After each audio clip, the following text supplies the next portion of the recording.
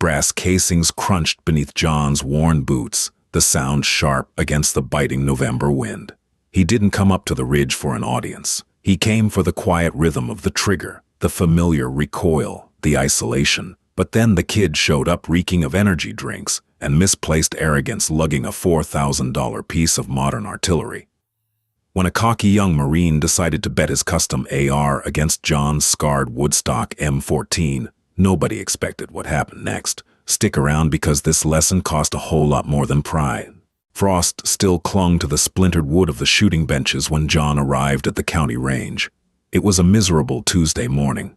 The sky hung low and gray, heavy with the threat of sleet, casting a flat, shadowless light over the gravel bays. This was exactly how John liked it. Misery kept the amateurs at home. He unzipped his faded canvas drag bag. The zipper teeth caught halfway, snagging on a frayed thread, requiring a sharp, practiced jerk to clear. From the padded interior, he pulled out his rifle. It wasn't a showpiece. The walnut stock was darker around the grip, where years of sweat and oil had permeated the grain. Dents and scratches mapped a history he never talked about.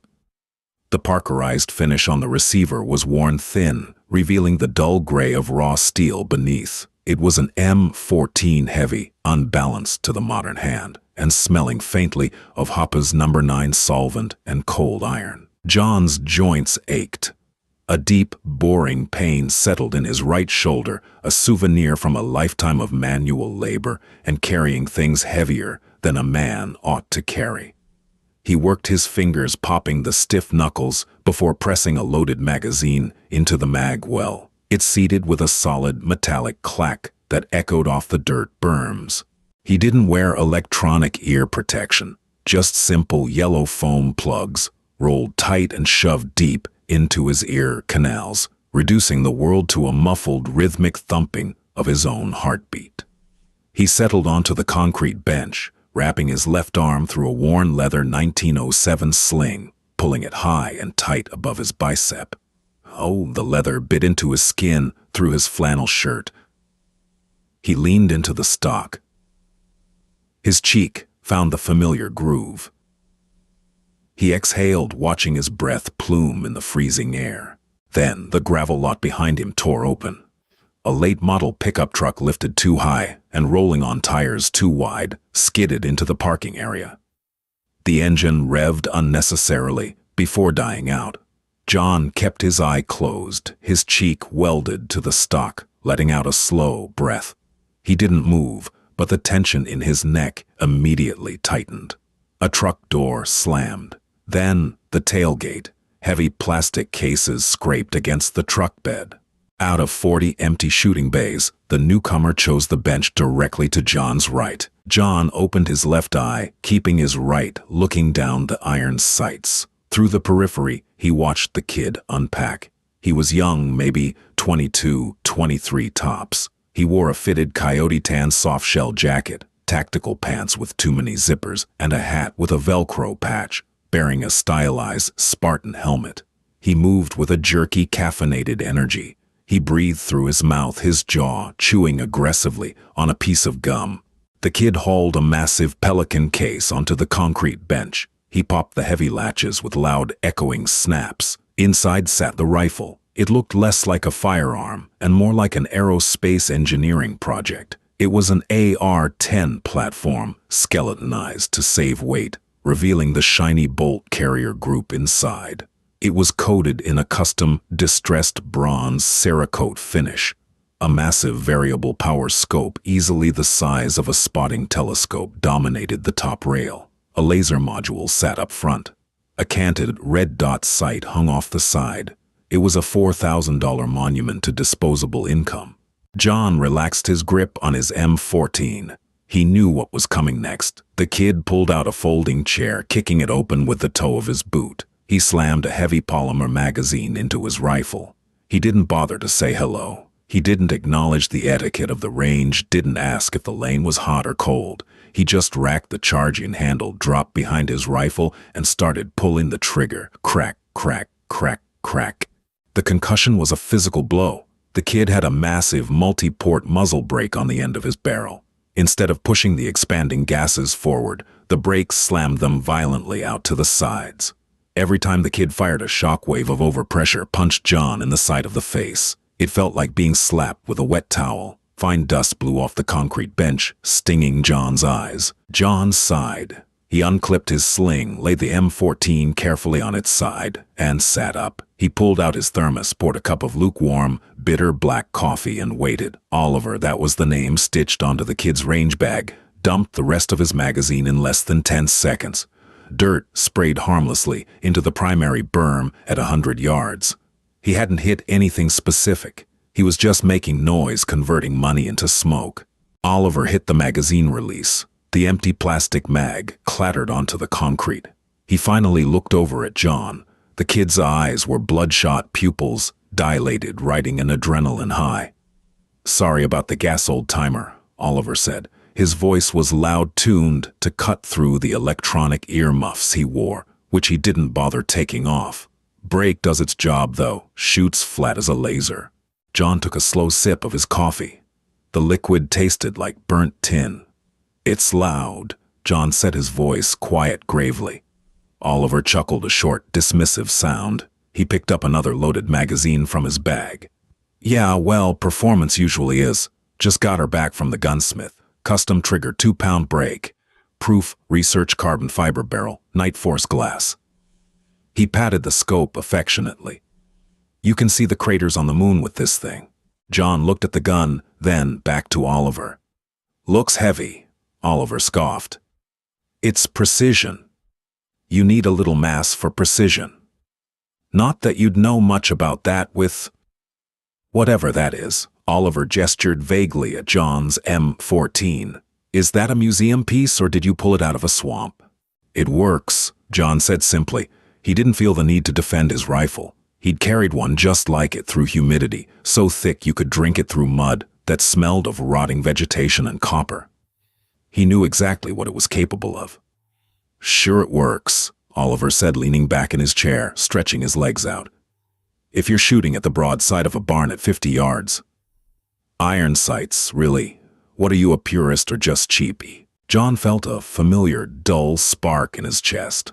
It wasn't anger exactly. It was exhaustion. Exhaustion with a world that confused price tags with proficiency, that mistook accessories for competence. "I prefer to keep it simple," John said. He set his thermos cup down. He wanted to go back to shooting. He wanted the kid to shut up. "Simple is just another word for obsolete," Oliver countered. He leaned in, dropping his voice a fraction, trying to sound authoritative. "Look, I get it. Nostalgia is a hell of a drug. But out in the real world, in the shit, you need modern tech. I'm a Marine. 1st Battalion, 8th Marines. I know what wins gunfights. And it ain't wood and steel." John's jaw tightened. The muscles bunched right below his ears. A Marine. The kid threw the title around like a club, expecting everyone to immediately bow to the authority of his enlistment contract. Then John had known Marines. He had bled next to Marines. The men he knew didn't brag about their battalion to strangers at a county range to justify buying expensive toys. "Is that right?" John muttered. "Yeah, that's right," Oliver said, misinterpreting John's silence as submission. He stood up, pacing slightly. "I mean, look at your setup. You don't even have a bipod. You're wrapping a piece of leather around your arm. What year do you think it is? 1945. If you want, I can let you squeeze off a few rounds on my rig, show you what the 21st century feels like." John looked down at his calloused hands. The skin was paper-thin in places, thick and scarred in others. He looked at the M14. He thought about packing up and going home. The house would be quiet. The dog needed feeding anyway. But then Oliver made the mistake of laughing. It was a sharp nasal sneer. "Man, I don't even think you could hit the 400-yard gong with that piece of firewood if I spotted for you," Oliver said, shaking his head. John stopped packing his bag. His hands went still. He turned his head slowly, looking past the 100-yard berm, past the 300-yard dirt mounds, out toward the back of the valley. Way out there, nestled against the tree line, was a rusty rectangular steel plate. It was a man-sized silhouette. 800 yards. 400 is for pistols, John said softly. Oliver paused. He looked at John, then looked downrange. He squinted. What? I said 400 is for pistols, John repeated, his voice devoid of any inflection. He pointed a crooked arthritic finger toward the back of the valley. You see the white painted square out by the dead oak, not the gong, the silhouette behind it. Oliver pulled a pair of high-end binoculars from his bag and pressed them to his eyes. Yeah, I see it, 800 yards out. What about it? I'll bet you $1 I can hit it before you do. Oliver lowered the binoculars. He looked at John as if the old man had just started speaking in tongues. Then a slow, predatory grin spread across his face. $1? Oliver scoffed. You're joking. I don't joke about money, John said. Oliver looked down at his $4,000 rifle, then at John's battered M14. His ego inflated by years of validation from internet forums and tightly controlled training environments took over entirely. Tell you what, Grandpa, Oliver said, his voice dripping with condescension. Let's make it interesting. $1 is an insult. You hit that plate at 800 yards with iron sights before I do, I'll sign the title of this AR over to you right now. But if I hit it first, you give me that old relic. I need a new wall hanger for my garage. John stared at the kid.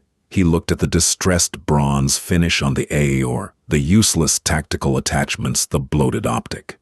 It was an ugly gun. It had no soul. I don't want your rifle, John said. Chicken, Oliver sneered. John sighed a long, ragged exhalation that seemed to deflate his chest. Fine, but when I win, I'm taking your rifle and I'm selling it to a pawn shop for scrap. Deal? Oliver laughed out loud, slapping his thigh. Deal! Oh man, this is going to be the easiest gun I ever won. The wind began to shift. It had been a steady, biting breeze from the north, but now it was swirling, bouncing off the tree line and curling back through the valley. Oliver went to work. It was a frantic, hyperkinetic display of modern marksmanship preparation.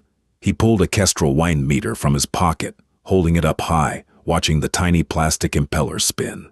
He pulled out a smartphone, opened a ballistics calculator app, and began furiously typing with his thumbs. Wind is full value from 3 o'clock, reading about 8 to 10 miles an hour. Oliver muttered to himself, though loud enough for John to hear. Density altitude is hovering around 1200. Projectile is a 175 grain Sierra Match King. He dropped behind his rifle, popping the legs of his carbon fiber bipod. He squeezed a rear sandbag under the buttstock, locking the rifle into place. He reached up to the massive scope and began dialing the exposed turrets. Click, click, click, click. The sharp metallic sounds of the adjustments were precise, clinical. Dialing 3.2 mils for elevation, Oliver announced to no one in particular. Holding 0.6 left for wind. John didn't pull out a phone. He didn't have a wind meter. He sat on his stool, his forearms resting on his knees, watching the environment. He didn't look at the numbers. He looked at the world. He watched the dry brown grass waving near the 300-yard berm. It was bending sharply to the left. He looked further out at a patch of bare dirt at 500 yards, where a small dust devil briefly kicked up, moving slightly differently.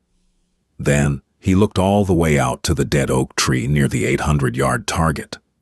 The uppermost branches, stripped of leaves, were barely swaying. The wind wasn't consistent. It was cutting through the valley in bands. Fast up close, dying out in the middle, and swirling near the target. A ballistic app would give you a mathematical average based on where you were standing. It couldn't read the dead zones. John finally moved. He picked up the M14. He didn't have a bipod, so he rested his canvas drag bag on the concrete and laid the rifle across it. He threaded his left arm through the 1907 sling, shoving the leather loop high up past his bicep. He adjusted the metal keepers, pulling the strap tight, so tight it immediately began to restrict the blood flow to his fingertips. That was the point. The rifle became an extension of his bone structure, locked in by tension, not resting passively on a machine. He reached up to the rear iron sight. The dial was stiff with age and cold grease. He pinched the windage knob between his thumb and index finger. He closed his eyes, visualizing the path of the bullet, feeling the pressure of the wind against his own cheek. He didn't dial based on a chart. He dialed based on memory, on muscle, on thousands of rounds fired in conditions worse than this. Click, click, click. 3 clicks of windage. He pushed the elevation dial up. He knew the dope for his 168 grains surplus ammunition. By heart. "You ready to lose, old man?" Oliver called out. He was settled behind his scope, his eye pressed close to the rubber cup. His breathing was shallow, rapid. "You go first," John said. His voice was a low rumble. He settled his cheek against the walnut stock. The cold wood latched the heat from his skin. Through the small peep sight, the front post looked like a blurry black stump. The target 800 yards away was barely a speck, a tiny gray rectangle against the dark tree line. The front sight post completely covered it. John would have to aim using a 6 o'clock hold, placing the target sitting right on top of the front post like a pumpkin on a fence. "Watch and learn," Oliver said. John watched Oliver's finger drop into the trigger guard. The kid was tense. His shoulders were hiked up around his ears. He was fighting the rifle, trying to force the crosshairs to stay perfectly still, fighting the natural arc of his own body. Oliver paused his breathing entirely, holding his breath in a hard lock. Crack. The muzzle brake erupted. The shock wave punched John again, but he didn't flinch. He kept both eyes open, watching the visible distortion in the air caused by the bullet's supersonic wake. The bullet soared across the valley. It took nearly a second and a half to cross the distance. Puff. A plume of dirt kicked up on the berm behind the target high and to the right. "Missed," John stated calmly. Oliver cursed under his breath, racking the bolt violently to chamber another round. Wind gusted. I felt it, holding edge of plate left. Oliver didn't wait to reset his breathing. He was shooting from ego, now chasing the previous shot. He pulled the trigger again. Crack. Another trace ripped through the air. This time a splash of dirt erupted low and left. He overcorrected. The mathematical calculation of his app didn't account for the dead wind zone at the 500-yard line. "Miss," John said again. Oliver was visibly sweating now despite the cold. He pulled his eye away from the scope, staring downrange in disbelief. "That's impossible. The dope is perfect. The gun is zeroed." John slowly shifted his weight. He exhaled, feeling his chest collapse, letting the air bleed out until his lungs found their natural resting pause. The crosshairs on Oliver's scope might have been dancing, but John's iron sights were relatively still, anchored by the tight leather sling and the bone support of his arm. He didn't focus on the target. He focused entirely on the flat top edge of the front sight post. The target was supposed to be blurry. The front sight had to be razor sharp. "It's not the gun, son," John whispered, speaking more to the wood of his rifle than to the Marine beside him. "It's the Indian, not the arrow." John's finger found the trigger. It wasn't a 2-pound match trigger. It was a heavy military 2-stage trigger. It felt like dragging a cinder block across a gravel driveway. He pulled through the slack, feeling the mechanism hit the hard wall. He checked the wind on his face one last time. It had dropped, just a fraction. John didn't yank the trigger. He simply increased pressure slowly, steadily, adding ounces of force until the sear broke. It surprised him just as it was supposed to. Boom! The M14 bucked hard, a solid, heavy shove against his shoulder. There was no muzzle brake to redirect the blast. The recoil pushed him straight back, lifting the muzzle smoothly into the air. Through the recoil, John immediately re-established his sight picture, his eyes searching for the target. The sound of the rifle faded, rolling away over the hills. For a moment, there was nothing but the ringing in their ears and the whistle of the cold wind. 1 second, 1.5 seconds, ping. A faint, hollow metallic thud drifted back across the valley. It was the unmistakable sound of copper and lead meeting hardened steel. Oliver froze. His hand, which had been reaching for his bolt handle, stopped midair. He slowly turned his head to look at John.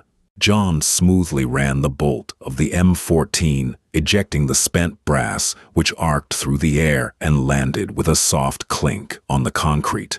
He didn't smile, he didn't gloat, he simply reached down, unclipped the leather sling from his arm, and began massaging the blood back into his numb fingers.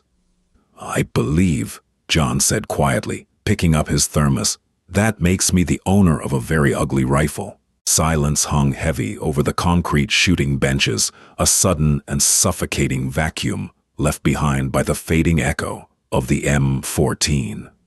It wasn't a peaceful quiet.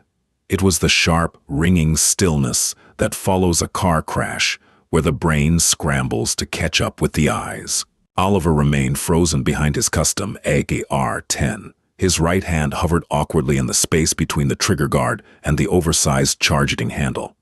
Under the coyote tan fabric of his jacket, his chest rose and fell in rapid, shallow jerks. He stared out into the gray distance, his mouth slightly open, a piece of mint gum resting motionless on his tongue. The acrid, ammonia-laced smell of burnt, smokeless powder drifted lazily across the gap between their benches, stinging the back of John's throat. John didn't rush. He never did anymore. His right shoulder throbbed with a dull, sickening heat from the recoil of familiar ache that radiated down into his bicep. He slowly reached up and pinched the leather loop of his 1907 sling, pulling the brass hooks free. The leather protested with a dry, creaking sound. Blood rushed back into his left hand, bringing a wave of painful tingling pins and needles. He flexed his thick fingers, watching the purple hue of his knuckles slowly return to a pale, mottled flesh tone. "Lucky," Oliver whispered. His voice was cracked, stripped of the booming, forced bass he had used just 10 minutes prior. John popped the empty magazine from his rifle. The metal box dropped into his waiting palm with a soft scrape. "Wynne didn't think so," John said, setting the magazine on his canvas bag. "That was a gust. Or a lull."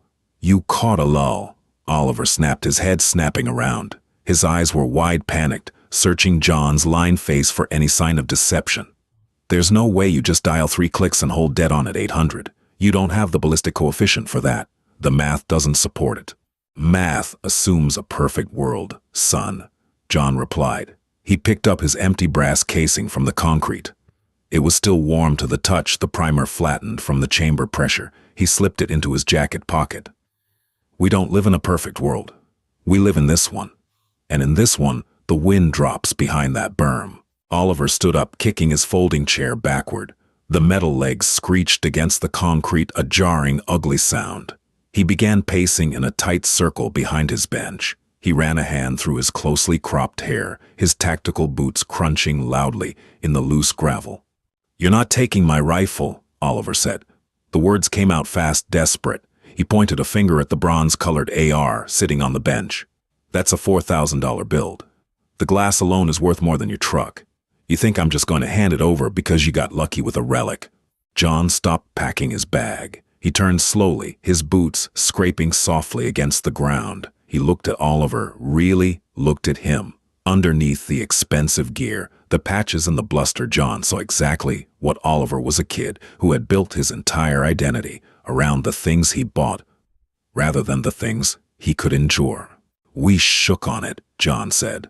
His voice dropped an octave, scraping against the bottom of his throat. It wasn't a threat, it was an immovable statement of fact. "A bet is a bet. You proposed the terms. You named the stakes. You fired first." "I was joking," Oliver yelled, his voice echoing off the corrugated tin roof of the shooting pavilion. "It was trash talk. Guys talk trash on the range. That's how it works." "I told you I don't joke about money," John said calmly. He reached for his thermos, unscrewed the plastic cup, and poured the last 2 inches of lukewarm coffee. He took a sip. It was bitter, sitting heavy in his stomach. "You wanted to teach an old man a lesson about the 21st century, lesson concluded." Oliver stared at his rifle. The distressed bronze finish gleamed dully under the overcast sky. The massive Night Force scope, the carbon fiber barrel, the custom trigger, it was his pride. It was his proof that he belonged to an elite club. Losing it wasn't just a financial blow, it was an amputation of his ego. "Look, Oliver started, his tone shifting from anger to a pathetic sort of bargaining. "I'll give you $1,000, cash, right now. I'll go to the ATM down the road. We call it square. $1,000 for one shot. That's a hell of a payday for a Tuesday morning." John looked at the kid's pleading eyes. For a fraction of a second, John felt a twinge of pity. He remembered what it was like to be 22, convinced that the world operated on a strict set of rules, convinced that possessing the right tools made you invincible. But pity was a useless emotion here. Letting the kid buy his way out would only reinforce the delusion that money could fix a fundamental failure.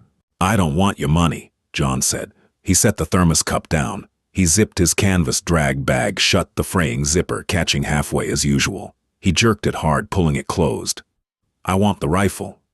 "You can't even use it."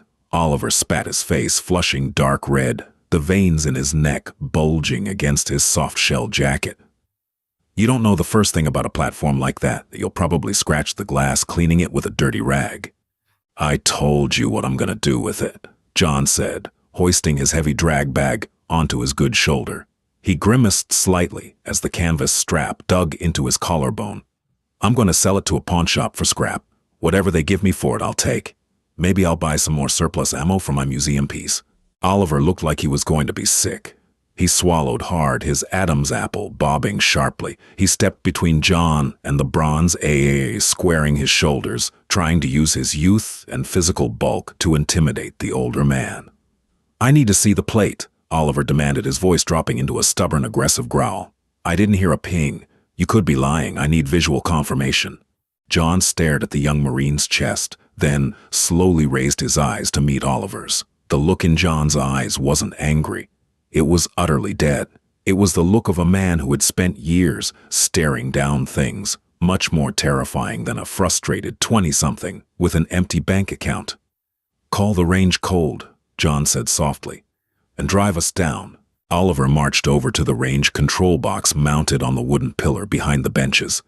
He slapped the heavy red button with the heel of his hand. A loud, obnoxious buzzer sounded, and a flashing red strobe light began spinning on top of the pavilion, signaling a ceasefire. John didn't wait. He began walking toward Oliver's lifted pickup truck, his heavy boots crunching rhythmically on the gravel. The cold wind bit at his face, finding the gaps between his flannel shirt and his jacket collar. He felt exhausted. The adrenaline spike from the shot was fading, leaving behind a profound, aching weariness in his bones. Oliver grabbed his keys from his range bag and jogged past John, unlocking the truck with a sharp, electronic chirp. He climbed into the driver's seat, slamming the door hard enough to rock the heavy vehicle. John opened the passenger door and pulled himself up. The interior of the truck was a jarring assault on the senses. The heater was blasting, blowing dry, scorching air directly into John's face. It smelled overwhelmingly of artificial black ice air freshener and new floor mats. There were tactical seat covers with mully webbing, a mounted iPad displaying a digital map, and a center console cluttered with empty energy drink cans and spent brass casings. Oliver jammed the transmission into drive. The truck lurched forward, tires spinning briefly on the wet gravel. Before catching traction, they bounced roughly over the deep, muddy ruts of the access road that ran parallel to the shooting lanes. Neither man spoke for the first 200 yards. The heavy suspension of the truck absorbed the worst of the impacts, but the violent side-to-side swaying made John's stomach churn. He stared out the passenger window, watching the distance markers roll by. 200 yards. 300 yards. The silence inside the cab was thick, heavy with unspoken accusations and bruised pride. "You know," Oliver finally broke the silence, his voice, tight eyes fixed intensely on the dirt track ahead. The wind was definitely dropping. I felt it just as my sear broke. If I had waited a half-second longer, my hole would have been dead center. It was a mechanical timing issue. John kept his eyes on the muddy fields outside. The dry grass lay flattened against the earth, beaten down by months of freezing rain. "A bullet doesn't care about your timing," John said quietly. "It only cares about where the muzzle is pointing when the primer ignites. I know how ballistics work, old man." Oliver snapped his grip, tightening on the steering wheel until his knuckles turned white. I went through the basic precision rifle course at Lejeune. I know about spin drift Coriolis effect aerodynamic jump. My dope was solid. Your dope was math, John countered. He turned his head looking at Oliver's rigid jawline. Math is a tool, but out here you have to read the dirt. You have to feel the temperature drop on your cheek. You were so busy staring at your phone and twisting dials you forgot to look at the grass. You forgot to look at the trees. I was running a process. Oliver defended hitting a pothole hard. The truck slammed down, throwing John against the seatbelt. Standard operating procedure. You gather data, you input data, you execute. And what happens when your battery dies? John asked. The question wasn't mocking, it was genuine. It carried the weight of terrible lived experience. Oliver scoffed. I carry spares. CR2032's AA's, it's called logistics. And when your glass fogs, or you take a spill and bump your scope off zero, or when it's raining so hard your laser rangefinder can't punch through the water, John pressed his voice barely audible over the roaring heater. That's hypotheticals, Oliver dismissed, waving a hand in the air. In modern engagements we have Overwatch, we have drone feeds, we have atmospheric sensors.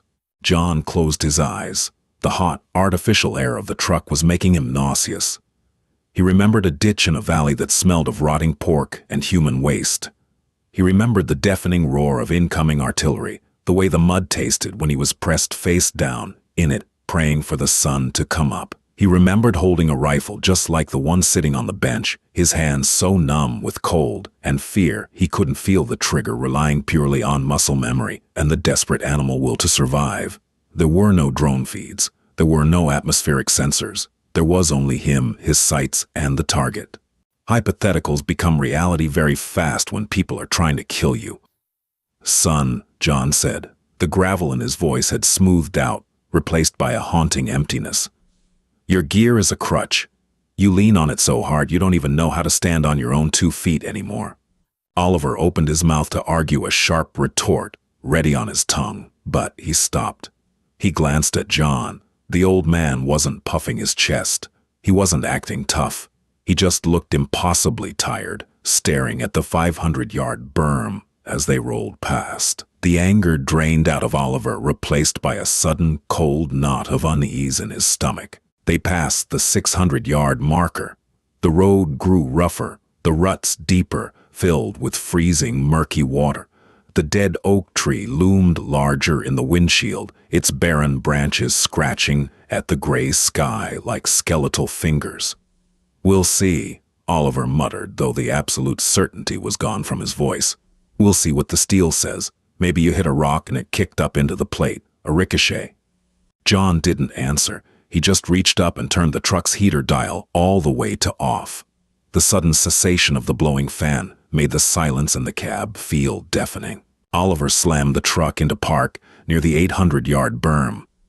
The heavy vehicle rocked on its suspension, coming to a halt on a patch of crushed limestone and brown weeds. He didn't wait for John. He threw open the door, stepping out into the biting wind, his boots sinking immediately into an inch of cold, sticky mud. John followed slower, careful not to twist his bad knee as he stepped down from the high running board. The air out here smelled different, away from the shooting pavilion, away from the concentrated odor of gun solvent and spent brass. The air smelled of raw earth, rotting oak leaves, and the metallic tang of the impending snow. The wind was noticeably louder, rushing through the branches of the dead oak tree with a hollow, whistling moan. 50 yards away, nestled into the side of a massive dirt mound, sat the target. It was a standard IPSC silhouette cut from half-inch AR 500 steel, suspended from a wooden frame by thick rubber straps. It was painted a flat, chalky white, though the surface was heavily pockmarked and scarred from years of abuse. Oliver practically jogged toward it, his breath pluming in thick white clouds over his shoulder. He kept his eyes locked on the steel. John walked behind him, a slow, deliberate trudge. The mud sucked at his worn leather boots, trying to pull them off with every step. He kept his hands shoved deep into his jacket pockets. He didn't need to hurry. The truth wasn't going anywhere. As Oliver reached the target, he stopped dead in his tracks. He stood about 3 feet away from the steel plate, staring at it. His hands, which had been clenched into tight fists at his sides, slowly unclenched, the fingers going slack. John approached, stopping beside the young Marine. The white face of the steel silhouette was pristine, save for the old, painted-over craters, except for one spot. High up on the target, perfectly aligned with where a man's sternum would be, was a fresh impact mark. It was a violent silver-gray smear of vaporized lead and copper about the size of a silver dollar. In the very center of the splatter, the hardened steel had yielded just a fraction of a millimeter, leaving a tiny, shiny dimple. Flakes of fresh white paint lay scattered in the mud beneath the target, sheared off by the concussive force of the bullet, striking at over 1,000 feet per second. It wasn't a ricochet. It wasn't a rock. It was a perfect, undeniably lethal center mass hit. Oliver slowly reached out his hand. His fingers trembled slightly as he brushed his fingertips against the gray smear. The metal was freezing cold, but the impact mark still held a phantom warmth in his mind. Oliver stammered. He pulled his hand back, wiping his fingers on his tactical pants, leaving a dark streak of lead dust on the coyote tan fabric. I don't understand. The wind, the drop. You just looked at the grass. John stood beside him, looking at the plate. He felt no triumph. He felt no vindication. Looking at the gray smear on the steel only reminded him of things that weren't made of steel. It reminded him of soft things. Ruined things. I looked at the grass, John said softly, his breath misting in the cold air. I felt the wind on my face. I knew my rifle, and I trusted myself. Oliver turned his head, looking at John. The arrogance was completely stripped away, leaving behind a young man who suddenly looked very lost. How? Oliver asked, his voice barely a whisper. How do you do that without the data? Because there was a time when I didn't have a choice, John said. He turned away from the target, looking out across the vast, empty expanse of the valley toward the tiny distant pavilion where their rifles lay. There was a time when the data didn't matter. When it was pouring rain and my hands were shaking so bad, I couldn't feel my fingers, and I had one round left, and the man trying to kill me was moving through the trees. John swallowed hard, his throat tight. He hated talking about this. He never talked about this. But the kid needed to understand. He needed to be broken down before his arrogance got him or someone else killed. Your gear is beautiful, Oliver, John said, using the kid's name for the first time. It's a marvel of engineering, but it's a machine, and machines break, batteries die, glass shatters, math fails when the wind decides to change direction in the middle of a valley. When the machine fails, what's left? Oliver stared at the mud covering his boots. He didn't answer. You're left, John said, tapping his own chest with a stiff finger. Your fundamentals, your bone support, your breath control, your ability to read the world around you instead of a screen. If you tie your entire ability to function to a $4,000 piece of aluminum and glass, you're not a marksman. You're just a trigger puller for a calculator. John took a deep breath, the cold air burning his lungs. He felt the familiar ache in his shoulder throb with a renewed intensity. You're a Marine, John said, his voice hardening just a fraction. Act like one. Stop relying on the armorers and the tech to do your job. Learn how to shoot when everything goes wrong, because I promise you when you finally need it, everything will go wrong. Oliver stood perfectly still for a long time. He looked at the perfect gray smear on the steel. He looked at the vast, unpredictable wind howling through the valley. He looked at the old man in the faded flannel shirt who had just dismantled his entire worldview with a single 60-year-old rifle.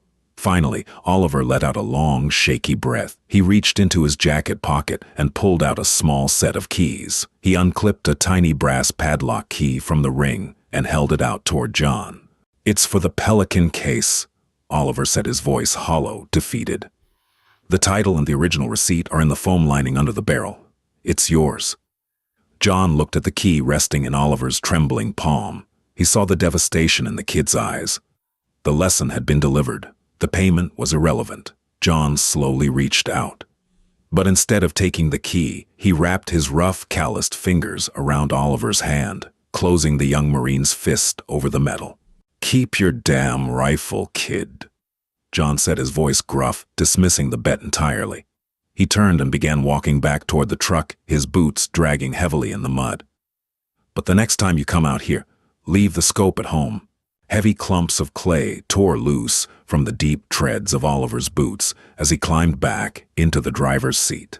He didn't slam the door this time. He pulled it shut with a quiet, controlled click that barely registered over the idling diesel engine. The cab of the pickup felt massive now, entirely empty of the suffocating, frantic bravado that had filled it on the way down. Oliver stared through the mud-splattered windshield, his hands resting limply on the bottom of the leather-wrapped steering wheel. John settled into the passenger side, pulling his right leg up with a sharp wince. The damp cold had seeped deep into his knee, turning the joint fluid to thick sludge. He didn't look at Oliver. He stared at his own hands resting on his thighs. His knuckles were pale, the skin dry and cracking around the cuticles. Oliver reached out his fingers, hovering over the gear shift. He hesitated. He looked down at the heater dial, still turned all the way to the off position where John had left it.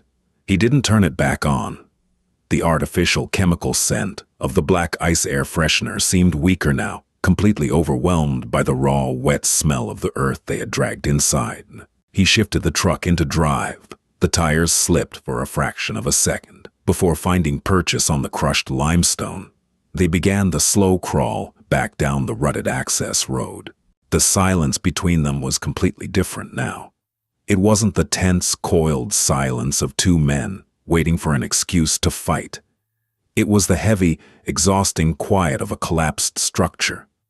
The foundation of Oliver's reality had just been kicked out from under him. He was a Marine. He had the gear. He had the ballistic apps. He had the money. He had done everything the forums, the instructors, and the marketing told him to do. And he had been thoroughly dismantled by an old man holding a piece of wood and steel that belonged in a black and white photograph. Every jolt of the truck sent a dull spike of pain through John's right shoulder. He shifted his weight trying to find an angle against the stiff, tactical seat cover that didn't aggravate the inflamed rotator cuff.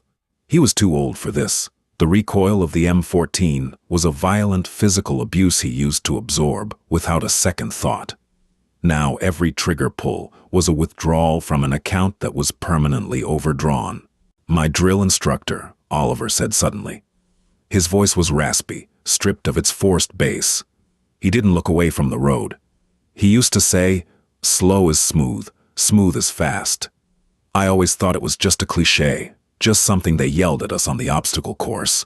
John kept his eyes on the passing distance markers. 400 yards, 300 yards. The dry brown grass was still waving erratically, completely ignoring the mathematical averages of Oliver's weather meter. "It's not about speed," John replied, his voice barely a low rumble over the engine noise.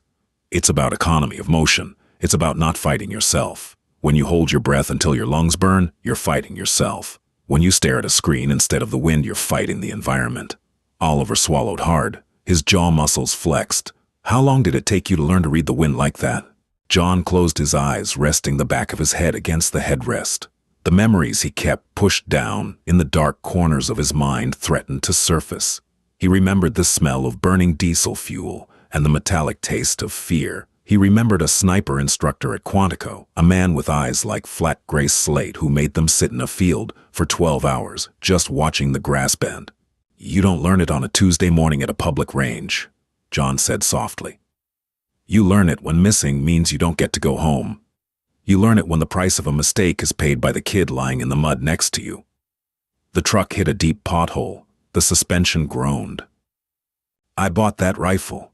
Oliver continued, his voice tight, spilling the words out as if they were a confession he needed to purge. "I took my entire re-enlistment bonus, $4,000. I thought if I had the best equipment, I couldn't fail. If I missed, it was the gun's fault, so I bought a gun that wasn't supposed to miss." "A gun is a hammer, Oliver," John said, opening his eyes and looking at the young man's profile. "You can buy a titanium hammer with a laser sight and a carbon fiber handle. It's still just a chunk of metal meant to hit a nail. If you don't know how to swing your arm, you're just going to smash your thumb." Oliver nodded slowly. The aggressive, defensive posture was gone. His shoulders slumped forward.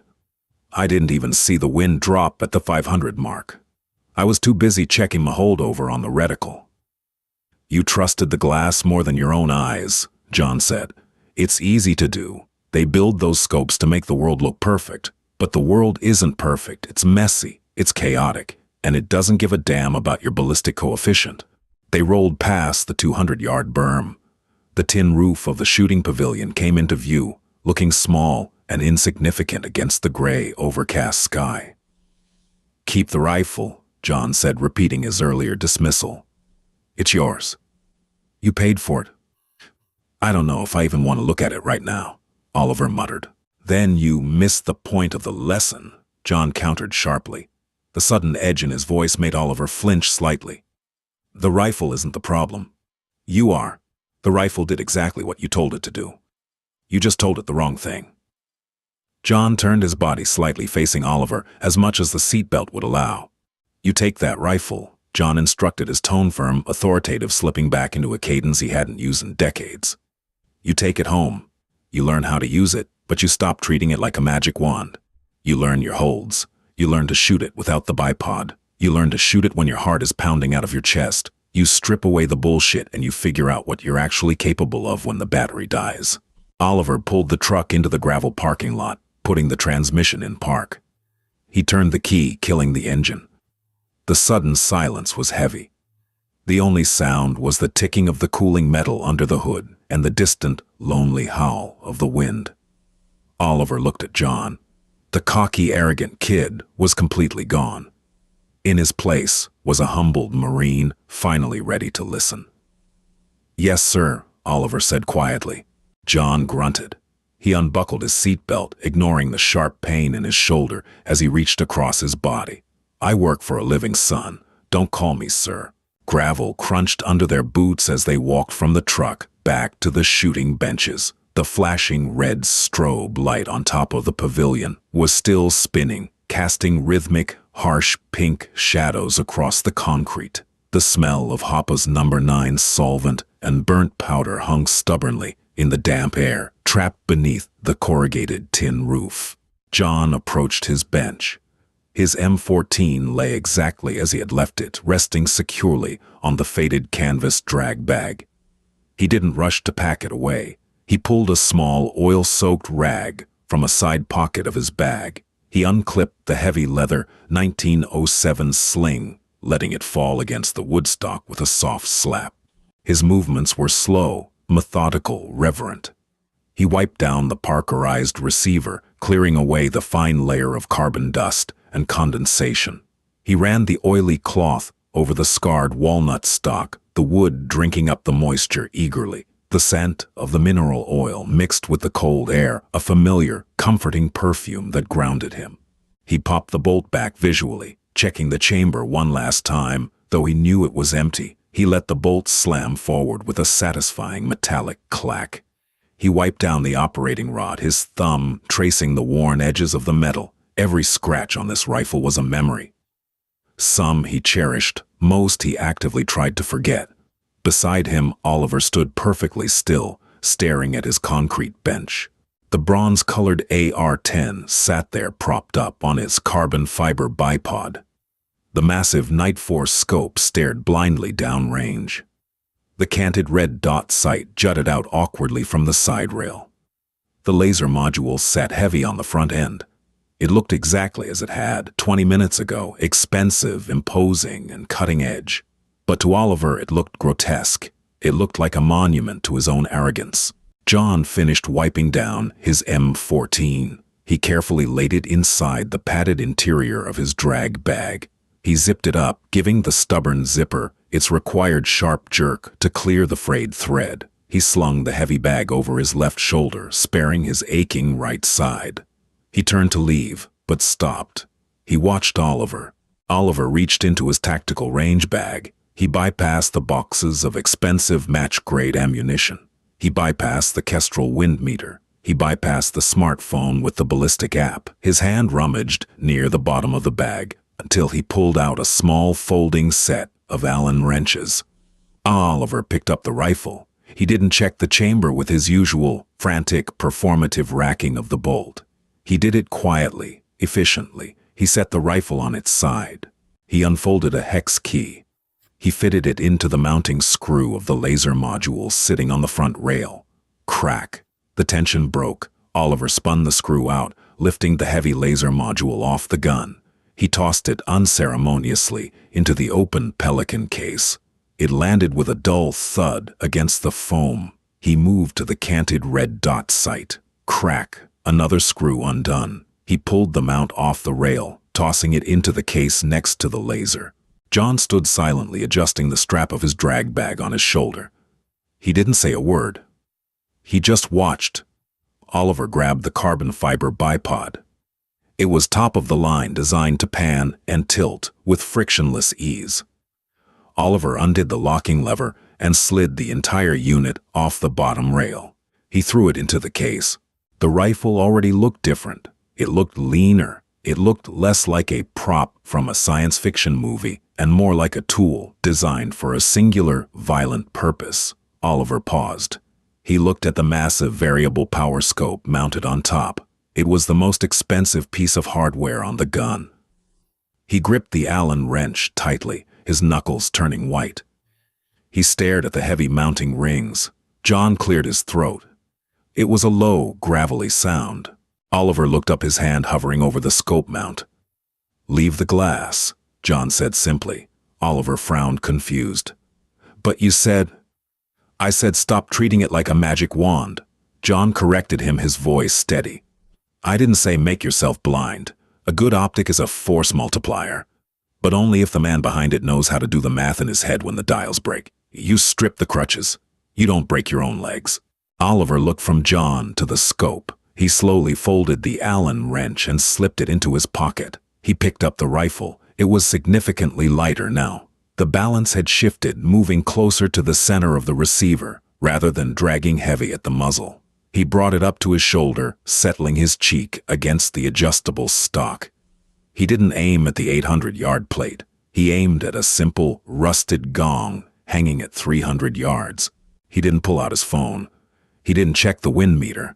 He just looked at the dry grass bending slightly near the berm. He looked at the dirt. He felt the cold air biting at the exposed skin of his neck. John watched Oliver's finger settle onto the trigger. He watched the kid's shoulders drop.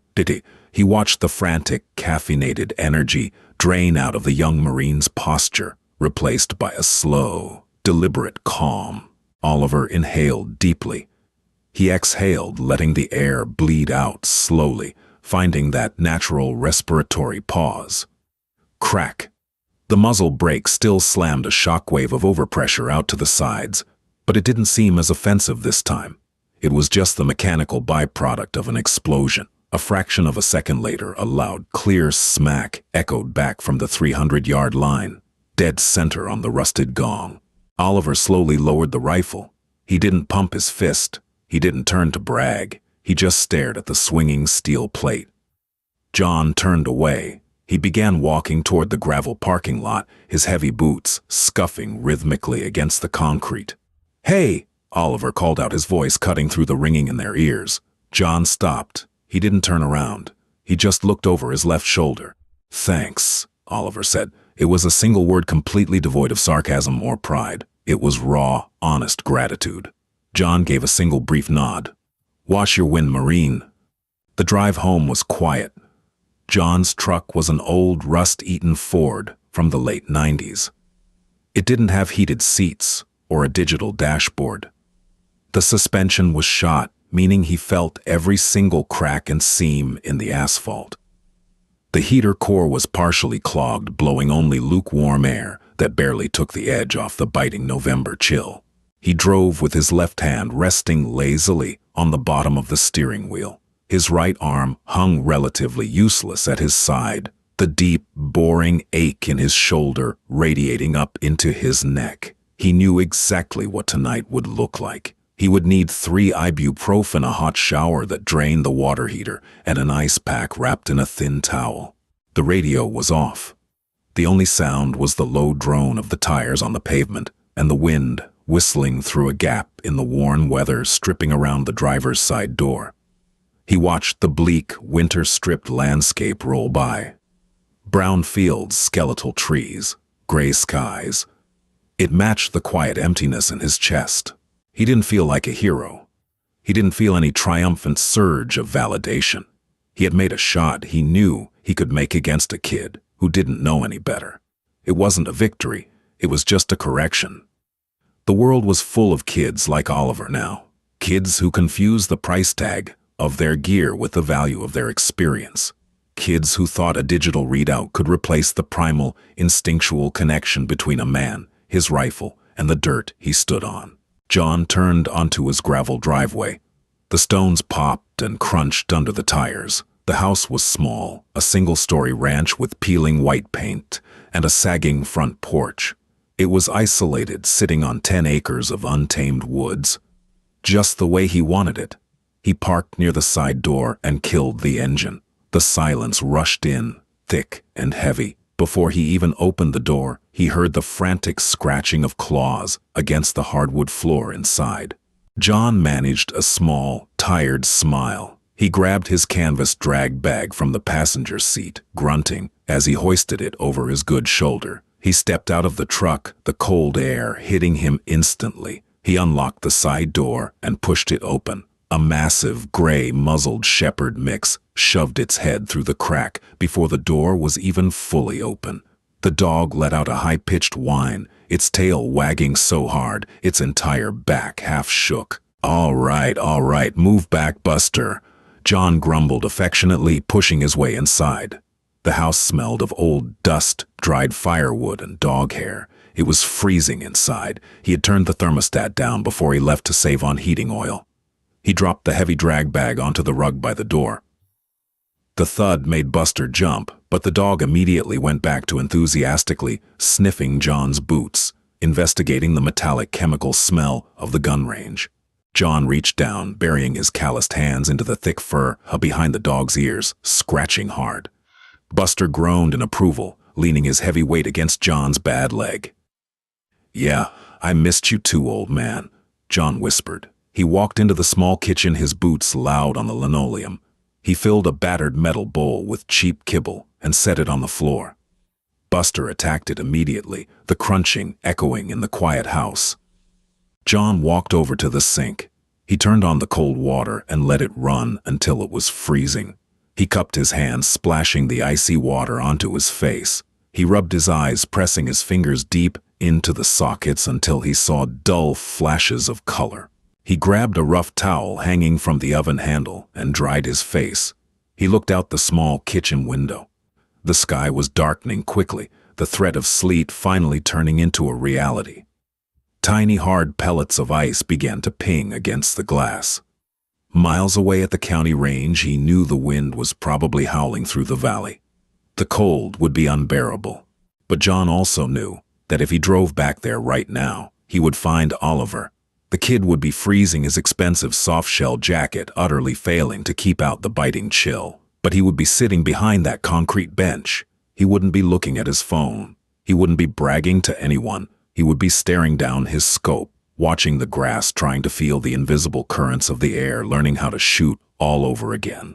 John threw the towel back onto the oven handle. He walked over to the thermostat and nudged it up a few degrees. He felt the familiar heavy ache in his bones, the permanent toll of a life spent carrying too much weight. He walked back to the front door, looking down at the faded canvas drag bag. Inside was just wood steel and a whole lot of ghosts. But for today, it had done its job. John turned off the kitchen light, leaving the house in the dim, gray gloom of the approaching winter evening. He walked toward the living room, Buster trailing closely at his heels, the sound of the dog's claws clicking softly on the floorboards, a quiet rhythm against the silence. Sometimes the hardest lessons don't come from a manual or a high-speed training course. They come from a freezing Tuesday morning, a battered piece of walnut and steel, and an old man who knows exactly what happens when the batteries die. You can buy the gear, but you can never buy the grit. If John's reality check made you rethink the balance between modern tech and raw fundamentals, hit that like button and share this with someone who needs to hear it. What's your take? Has technology made us lazy on the range? Drop a comment down below. Don't forget to subscribe and hit the bell for more grounded, unfiltered stories. Stay sharp out there.